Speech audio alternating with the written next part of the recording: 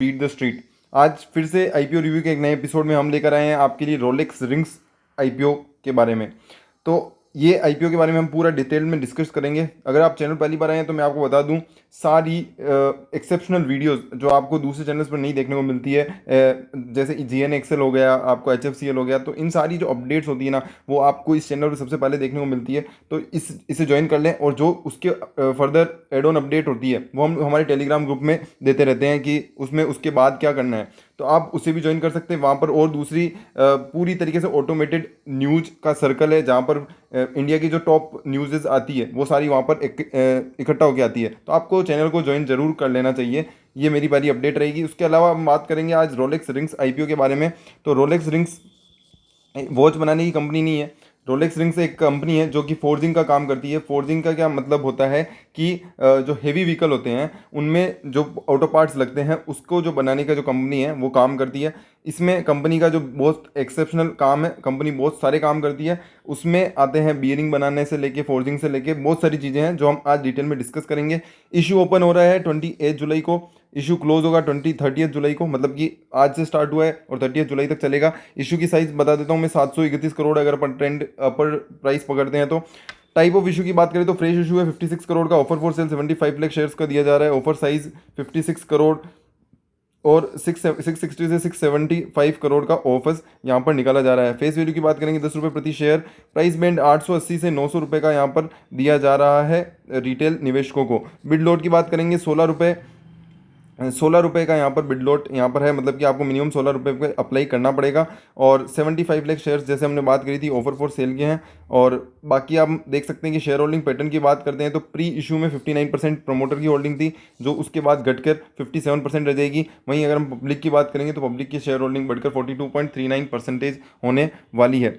Diversified product portfolio की अगर हम बात करें कंपनी क्या क्या काम करती है, तो 0.01 किलोग्राम से लेकर 163 किलोग्राम तक यहाँ पर कंपनी जो है वो फोर्ज और मशीन अलॉय स्टील बियरिंग बनाने का काम करती है।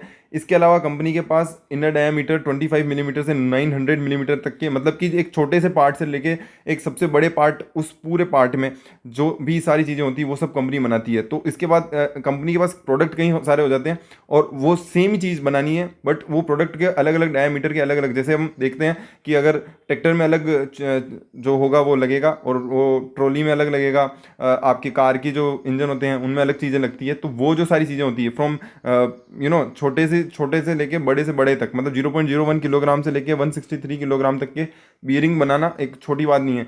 काफ़ी बढ़िया कंपनी काम करती है, काफ़ी लॉन्ग टर्म स्टैंडिंग है कंपनी की दूसरे क्लाइंट्स के साथ। Automotive, railway, industrial infrastructure, renewable energy, ये सारे इनके कंपनी के जो यूज केसेस हैं, जो जो यूज़ करते हैं, इन सारी इंडस्ट्री कंपनी को यूज़ करती है। इसके अलावा बात करते हैं डोमेस्टिक और एक्सपोर्ट मार्केट दोनों में कंपनी का काफ़ी तगड़ा काम है, बट लिमिटेड डिपेंडेंस है कंपनी की सिंगल प्रोडक्ट कैटेगरी में। तो ये काफ़ी अच्छा है किसी भी कंपनी के लिए कि उनका एक ही प्रोडक्ट ऐसा नहीं हो कि वही चलता है, उसके अलावा दूसरे प्रोडक्ट भी हैं जो कंपनी के चलते हैं, ताकि अगर उसकी जगह अगर कुछ रिप्लेसमेंट आता है तो कंपनी उसे आने वाले समय में चेंज कर सकती है। इसके अलावा बात करते हैं 22 फोर्जिंग लाइंस कंपनी के पास है, जिसमें इंस्टॉल कैपेसिटी की बात करें तो 1,44,750 मेट्रिक टन पर एनम यहाँ पे कंपनी की कैपेसिटी है। 500 स्पिंडल्स कंपनी के पास है। स्पिंडल्स भी इसी तरीके की चीज़ें होती है जो हार्ड जो ऑटोमोबाइल्स होते हैं उनमें जो मशीनरी के पार्ट होते हैं उसी से रिलेटेड पार्ट होते हैं। तो 66 मिलियन पार्ट्स पर एनम यहाँ पे कंपनी बनाती है। इसके अलावा कंपनी की अनयूटिलाइज्ड लैंड की बात करें तो 32,071 स्क्वायर मीटर की ऑलरेडी यहाँ पे कंपनी के पास लैंड पड़ी है, जो कंपनी की राजकोट की जो फैसिलिटी है वहाँ पर है। और उसमें वहाँ पे कंपनी का प्लान है कि फर्दर एक्सपेंशन जब भी करना होगा कंपनी वहाँ पर करने वाली है। इसके अलावा कंपनी के तालुका गोंडाल गुजरात में भी यहाँ पर प्लांट है, जो आगे आने वाले समय में कंपनी यूज़ करती हुई नज़र आ सकती है एक्सपेंशन में। एस्टाब्लिश्ड रिलेशनशिप विद कस्टमर की बात करें तो कंपनी के जर्मनी, फ्रांस, इटली, थाईलैंड, ये सारे इतने बड़े, और 60 कस्टमर इन 17 कंट्रीज़ में हैं। देखो कोई भी ऑटोमोबाइल कंपनी के जो कस्टमर होंगे जो इस तरीके की मशीनरी पार्ट बनाती है, चाहे मदरसन सुमी कोई भी हो, उनके जो कस्टमर होते हैं वो काफ़ी कम होते हैं, क्योंकि जो कंपनीज बनाती है प्रोडक्ट्स, लाइक कार बनाने वाली कंपनियाँ भी इंडिया में कम हैं। तो उसी तरह वहाँ पर जो जब डिमांड ही लिमिटेड लोगों से आएगी तो उसका जो कस्टमर कंसंट्रेशन है वो ज़्यादा रहेगा। तो आप देख सकते हैं कि कंपनी की लॉन्ग स्टैंडिंग रिलेशनशिप है, बट कंपनी की जो कंसंट्रेशन है वो 80%। फाइनेंशियल ईयर 2020 में 10 टॉप लार्जेस्ट कस्टमर से ही 80% रेवेन्यू निकल के आ रहा था, और वो हर कंपनी में है, तो उससे बिल्कुल घबराने की बात नहीं है ये। बट हाँ, थोड़ा सा ये ऐसी चीज़ें इस तरीके की कंपनी में मिलेगी आपको कि जो 60 कस्टमर ही हैं यहाँ पे टोटल, और 17 कंट्रीज़ में वहाँ पर हैं, जो यूएस हो गया, यूरोप हो गया, इंडिया में है। इसके अलावा जर्मनी, थोड़े बहुत फ्रांस और इन जगह पर भी कंपनी के हैं। बट फाइनेंशियल ईयर 20 की बात करें तो 46% ऑफ द रेवेन्यू जो है वो इंडिया के बिजनेस से आता है, वहीं 54% आउट ऑफ इंडिया से आता है। तो कहीं ना कहीं बाहर की जो कंपनीज़ हैं उनसे कहीं ना कहीं बहुत बड़ा इंपैक्ट कंपनी को पड़ता है।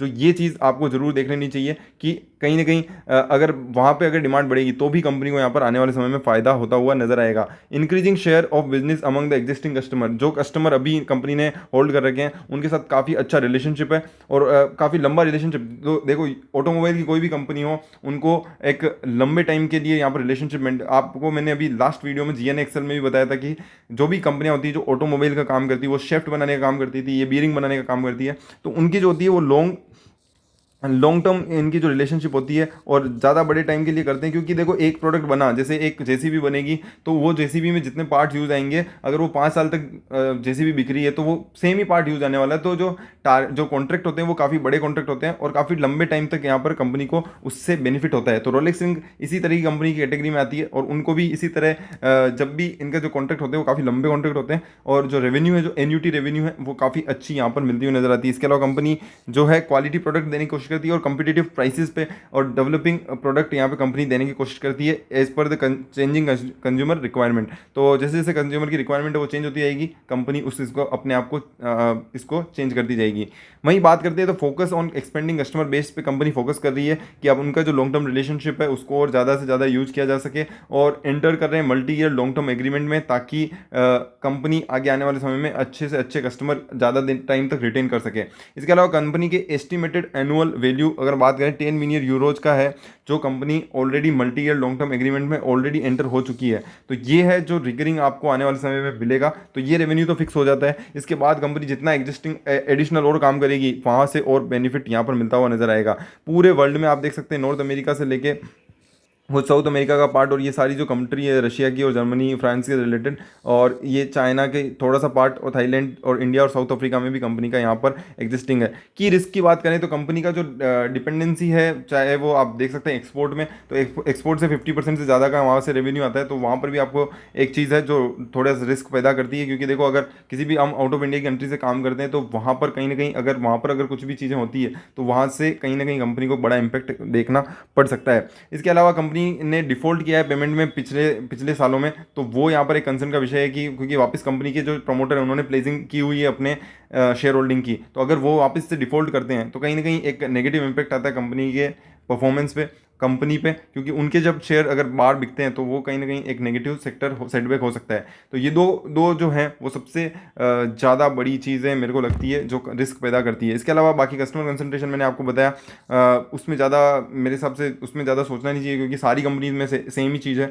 इसके अलावा ओवरसीज डिमांड और इंटरनेशनल मार्केट कंडीशन से भी कंपनी को इम्पैक्ट पड़ता है। जियोग्राफिकल कंसंट्रेशन से भी यहाँ पर कहीं ना कहीं कंपनी में एक बड़ा इंपैक्ट देखने को मिल सकता है, जो एडवर्सली अफेक्ट कर सकता है। इसके अलावा बात करते हैं profit after tax, debt to equity ratio, return on net worth, तो कंपनी ने हर फ्रंट पे काफ़ी अच्छा परफॉर्मेंस दिया पिछले फाइनेंशियल ईयर 19-20 और फाइनेंशियल ईयर 21 में। आप देख सकते हैं 21 में जिस तरह से एक्सेप्शनल कंपनी ने काम किया है, आप देख सकते हैं प्रॉफिट आफ्टर टैक्स 87 करोड़ का यहाँ पर आप कह सकते हैं कि कंपनी ने प्रॉफिट आफ्टर टैक्स बुक किया है, जो काफ़ी तगड़ा है। आप देखेंगे पिछले सालों में, पिछले 3 सालों में ऐसा कभी बुक नहीं किया गया है जो इस साल बुक किया गया है फाइनेंशियल 21 में, जो कि कोविड होने के बावजूद इतना तगड़ा यहाँ पर रिटर्न देखने को मिलता है, इतना तगड़ा प्रॉफिट आफ्टर टैक्स देखने को मिलता है। और इसके साथ साथ कंपनी ने डेट टू इक्विटी अपना डेट लगातार कम करती जा रही है, जो कि काफ़ी पॉजिटिव है कंपनी के लिए। और रिटर्न ऑन नेटवर्थ भी यहाँ पर काफ़ी अच्छा तगड़ा निकल के आता है 24% का। तो ये सारी चीज़ें मेरे को बढ़िया लगती है कंपनी के बारे में। वहीं पीयर कंपेरिजन की अगर हम बात कर ले तो सबसे बड़ी कंपनी इस क्षेत्र में निकल के आती है भारत फोर्ज, जिसका आप देख सकते हैं कि क्लोजिंग प्राइस है अगर हम 15 जुलाई की बात करें तो 810 रुपये, और रेवेन्यू यहाँ पर निकल के आता है 6505 रुपये। तो 6505 करोड़ का रेवेन्यू है। जो रोलेक्स रिंग है उसका सबसे लोएस्ट रेवेन्यू यहाँ पे 619 करोड़ निकल के आता है। इसके अलावा रामकृष्णा फोर्जिंग, M&M फोर्जिंग भी है, बट सबसे जो लोएस्ट वैल्यूएशन पे है वो है कंपनी हमारी रोलेक्स रिंग्स। तो यहाँ पे कहीं ना कहीं एक वैल्यूएशन का बड़ा गैप अपन को देखने को मिल जाता है। देखो 116 का पीई है रामकृष्णा फोर्जिंग का, M&M का 38 का पीई है। तो यहाँ से आप देख सकते हैं कितनी बड़ी ग्रोथ यहाँ पर पेंडिंग हो सकती है, और आने वाले जो हमारा जब लिस्टिंग होगी तो लिस्टिंग डे पे कितना गेन हो सकता है वो आप यहाँ से अंदाजा लगा सकते हैं। करीबन करीबन एक्सपेक्टेशन लगाई जा रही है कि 50% के लमसम गेन आपको आने वाले लिस्टिंग डे पे देखने को मिल सकता है। इसके अलावा हम बात करते हैं, जब हम किसी भी आईपीओ में इन्वेस्ट करते हैं तो डायरेक्टर और उनके प्रोफाइल देखना काफ़ी ज़रूरी है। और सबसे पहले अगर हम डायरेक्टर की बात करें तो चेयरमैन और एमडी जो हैं मनीष दयाशंकर मोदका, उन्होंने यहाँ पे 40 साल का वर्क एक्सपीरियंस है मार्केटिंग, प्रोडक्ट और फाइनेंस में, जो कि काफ़ी अच्छा है। और इसके अलावा कंपनी से वो काफ़ी टाइम से पहले से जुड़े हुए हैं। 1978 में जो पार्टनरशिप फर्म बनाई थी रोलेक्स इंडस्ट्रीज़, वहीं से वो कंपनी को चलाते आ रहे हैं। तो वो एक काफ़ी एक्सपीरियंस पर्सन है जो आगे कंपनी को लीड करने में हेल्प करेंगे। इसके अलावा भौतिक हो गया, मिहिर रूपशेखर मोदका हो गया वोल टाइम डायरेक्टर, तो इनका भी काफ़ी बढ़िया एक्सपीरियंस है 18 साल का। और इसके अलावा भी दूसरे डायरेक्टर का भी काफ़ी अच्छा एक्सपीरियंस यहाँ पर निकल के आता है, जो कंपनी को हेल्प करेगा आगे ग्रो करने में। प्रॉफिट एंड लॉस कंसोलिडेटेड की अगर हम बात करते हैं तो फाइनेंशियल में आप देख सकते हैं कि फाइनेंशियल 18-19 में तो यहाँ पे ग्रोथ देखने को मिलती है, बट उसी से फाइनेंशियल 20 में यहाँ पर नेगेटिव ग्रोथ देखने को मिलती है। जो ओवरऑल पूरे जो ऑटो इंडस्ट्री है वहाँ पर ही नेगेटिव ग्रोथ थी, और उसके बावजूद तो कंपनी में भी यहाँ पे थोड़ी बहुत नेगेटिविटी देखने को मिल जाती है। बट ओवरऑल अगर हम लेवल पे बात करते हैं तो कंपनी का प्रॉफिट जो आता है वो 75 करोड़ का फाइनेंशियल 21 में बुक किया गया है। और जो कंपनी की फाइनेंस कॉस्ट है वो लगातार कम होती जा रही है, जो आप देख सकते हैं। और ये काफ़ी पॉजिटिव है कंपनी के लिए, क्योंकि इससे मार्जिन्स भी सुधरेंगे और कंपनी के कहीं ना कहीं कंपनी की जो दूसरी चीज़ें हैं वो भी यहाँ पे अच्छी सुधरती हुई नजर आएगी, चाहे वो प्रॉफिट आफ्टर टैक्स हो और ऐसी चीज़ें जो कंपनी आगे आने वाले समय में थिंक कर रही है कि यहाँ पर हमें इन्वेस्टमेंट करना है। तो वो जो उसका जो सही यूटिलाइजेशन है वो अगर हो पाएगा तो आई थिंक यहाँ पर कहीं ना कहीं बड़ी अपॉर्चुनिटी बनती हुई नजर आएगी। बैलेंस शीट में आप देख सकते हैं कंपनी के जो असेट्स हैं वो फाइनेंशियल ईयर 18 से 21 तक यहाँ पे थोड़ी अच्छी खासी ग्रो नहीं हुई है, स्टेबिलिटी यहाँ पर मेंटेन की है कंपनी ने, और वो यहाँ पर साफ नज़र आता हुआ दिखता है। इसके अलावा कंपनी की टोटल एसेट्स की बात करें तो 800 करोड़ के लमसम टोटल एसेट्स है। इक्विटी और ये सब तो ठीक है, यहाँ पर कोई ज़्यादा उतार चढ़ाव देखने को नहीं मिलता है। बट अगर हम बात करते हैं कंपनी की बोरोइंग्स की और कंपनी की फाइनेंशियल लाइबिलिटी यहाँ पे बोरोइंग्स की, तो आप देख सकते हैं कि जो करंट लाइबिलिटी है वो यहाँ पर लगभग कम हुई है, तो 264 करोड़ से 183 करोड़। वहीं बोरोइंग्स की बात करें तो 174 करोड़ से 32 करोड़ रह चुकी है। तो नॉन करंट लाइबिलिटी जो बड़े लोन थे वो यहाँ पे पे ऑफ हो चुके हैं, छोटे मोटे लोन हैं वो यहाँ पे आने वाले टाइम में पे होते हुए नज़र आ जाएंगे। तो ये है रोलेक्स रिंग्स का डिटेल डिस्कशन अबाउट। मैंने काफ़ी हद तक फास्ट बोलने की कोशिश करी है ताकि वीडियो थोड़ी शॉर्ट बन सके और आपको सारी चीज़ें फटाफट मैं बता सकूँ। नंबर्स ही हैं, अब करना क्या है वो हम समझ लेते हैं, व्हाट टू डू। तो सबसे पहले अप्लाई और अवॉइड तो यहाँ पर साफ साफ है, मेरा यहाँ पर राय रहेगी अप्लाई कर सकते हैं आराम से। मैं अप्लाई करने वाला हूँ इसके लिए, और मेरा जो एक्सपेक्टेशन है वो है जीएमपी आराम से 450 के अराउंड चल रहा है, तो गेन यहाँ पे लगभग अप्रोक्सीमेट माना जा रहा है 50% का गेन तो यहाँ पे हो ही जाएगा। बट क्या इसमें लॉन्ग टर्म होल्डिंग कर सकते हैं क्या? तो लॉन्ग टर्म होल्डिंग तभी कर सकते हैं जब अगर ये जो Q1 है, जो Q1 में है, अगर हम देखते हैं जीएनए एक्सेल हो गई या और दूसरी इंडस्ट्रीज हो गई, उन्होंने सामने तगड़े रिटर्न दिए हैं। तो अगर रोलेक्स रिंग यहाँ पे Q1 का रिजल्ट अच्छा देता है तो हम यहाँ पर लॉन्ग टर्म होल्डिंग तब तक लॉन्ग टर्म होल्ड कर सकते हैं कि Q1 का रिजल्ट दे दें, और Q1 के रिजल्ट के बाद हम देख सकते हैं कि हमें फिर एंट्री रखनी है या नहीं रखनी है। अगर यहाँ पे थोड़े से भी नेगेटिव रिजल्ट आते हैं तो आई थिंक एक बार निकल के हम नीचे एंट्री अच्छे से बना सकते हैं। बट आई थिंक यहाँ पर जो प्राइसिंग होगी वो यहाँ पर करीबन 900 रुपये के ऊपर आप देख सकते हैं कि करीबन यहाँ पर 1300 रुपये, 1200 से 1300 रुपये तक की लिस्टिंग यहाँ पर आप एक्सपेक्ट कर सकते हैं। तो ये है 900 रुपये हमारी प्राइस, और उसकी जो लिस्टिंग प्राइस है वो 1200 से 1300 से अभी के करंट सिचुएशन अगर देखते हैं तो वो लग रही है।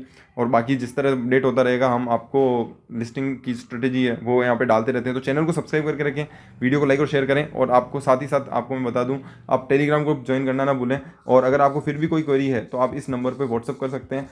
पूरे व्हाट्सअप और यूट्यूब में आप देख सकते हैं कोई अपना नंबर शेयर नहीं करता, हम अपना नंबर शेयर कर रहे हैं, उसमें तंग ना करें, उसमें केवल व्हाट्सअप मैसेज कर दें, हम आपको जब भी हम फ्री होंगे आपको मैसेज कर देंगे, आपकी जो भी क्वेरी होगी उसको सोल्व करने की कोशिश करेंगे। तो इसी तरह वीडियो को एंड करते हैं। Thank you so much.